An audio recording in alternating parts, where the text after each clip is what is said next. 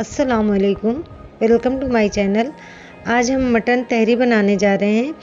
तो ये बहुत ही झटपट बन जाएगी। हम इसे प्रेशर कुकर में बनाएंगे तो बहुत कम टाइम में बन जाती है और बहुत ही टेस्टी बनती है। तो चलिए शुरू करते हैं।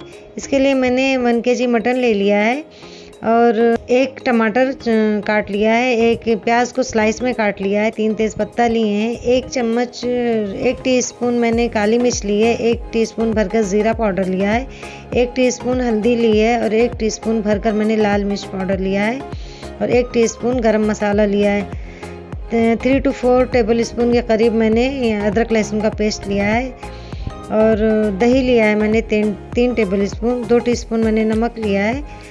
बाद में चेक करके देखेंगे कि अगर और लगेगा तो फिर और डालेंगे। अभी फ़िलहाल मैंने 2 टीस्पून लिया है और 750 ग्राम के करीब मैंने बासमती राइस को भिगो दिया था 1 घंटा पहले। अब हम सबसे पहले मटन को एक कुकर में रख देंगे बॉयल होने के लिए। 20 मिनट में ये अच्छे से कुक हो जाते हैं। तो हम एक कुकर में मटन को शिफ्ट कर देते हैं और इसे रख देते हैं बॉयल होने।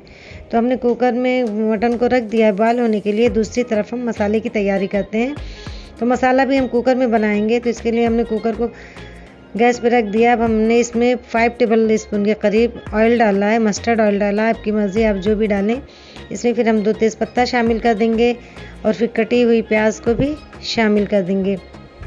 जब प्याज हमारी गोल्डन ब्राउन हो जाएगी तो हम इसमें अदरक लहसुन का पेस्ट जो है वो डाल देंगे और उसके बाद बाकी के सारे मसाले जो हैं, पिसे हुए मसाले जो हैं, लाल मिर्च, हल्दी, ज़ीरा और काली मिर्च, सारे मसाले हम इसमें डाल देंगे।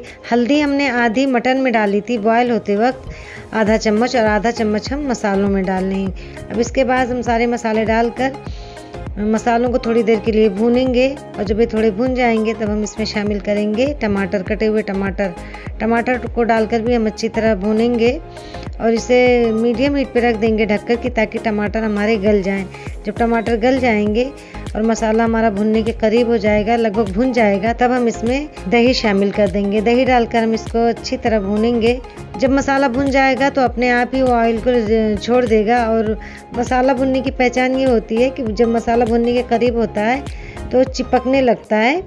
उस टाइम आप उसको अच्छी तरह, लास्ट में बहुत अच्छी तरह आपको चमचा चलाते रहना है, वरना मसाले नीचे जल जाएंगे और चिपक जाएंगे।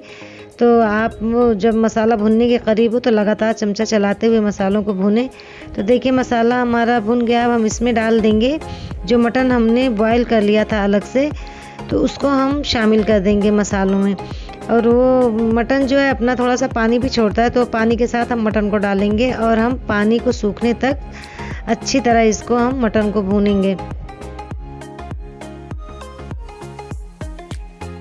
अब हमको मटन को भूनते हुए 5 मिनट के करीब हो गया है, पानी भी सूखने के करीब आ गया। अब हम इसमें 5 से 6 हरी मिर्चें डालकर काट कर डाल देंगे और हम इसमें नींबू का जूस भी डाल देंगे। अगर आपके पास है तो डालिए, अगर आप चाहे नहीं डालना है तो मत डालिए, लेकिन नींबू से टेस्ट अच्छा आता है। मैंने इसमें नींबू का जूस डाल दिया। अब जब हमारा ये पानी खुश्क हो जाए मटन का और मसाला भी भुन जाए तो हम इसमें चावल को शामिल कर देंगे। चावल डालकर हम 2 से 3 मिनट तक थोड़ा इसको भून लेंगे। उसके बाद हम गरम करके पानी इसमें डालेंगे, ठंडा पानी नहीं डालेंगे। हम पानी गरम कर लेंगे और जितना राइस हमारा है उसके डबल हम पानी डालेंगे। जिस भी प्याली से, जिससे आप चावल को नाप कर डालें, उसी प्याली से, उसी बर्तन से आप डबल इसमें पानी शामिल कर दें। मैंने चावल को प्याली से नापा था तो 3 प्याली चावल मैंने लिया है, लगभग 750 ग्राम है, तो मैं उसमें 6 प्याली पानी मैंने इसमें डाल दिया है। अब इस स्टेज पर फिर हम नमक को चख लेंगे। तो नमक हमारा इसमें कम है तो हम थोड़ा सा नमक हम इसमें और शामिल कर देंगे। तो आप अपने टेस्ट के मुताबिक नमक इसमें कम ज़्यादा कर सकते हैं। मैंने इसमें 2 टीस्पून भरकर नमक डाला है। अब हम कुकर की लिड लगा देंगे और हम इसको 1 सीटी आने तक वेट करेंगे। आप फुल फ्लेम पे इसे रखिए और जैसे 1 सीटी आए कुकर में वैसे ही आप फ्लेम ऑफ कर दीजिए, क्योंकि अगर उससे ज़्यादा आएगी तो आपका चावल गीला हो जाएगा।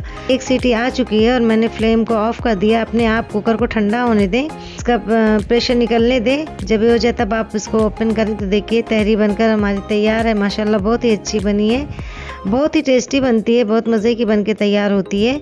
अगर मेरा ये वीडियो आपको पसंद आए तो इसे लाइक, शेयर, सब्सक्राइब ज़रूर करें।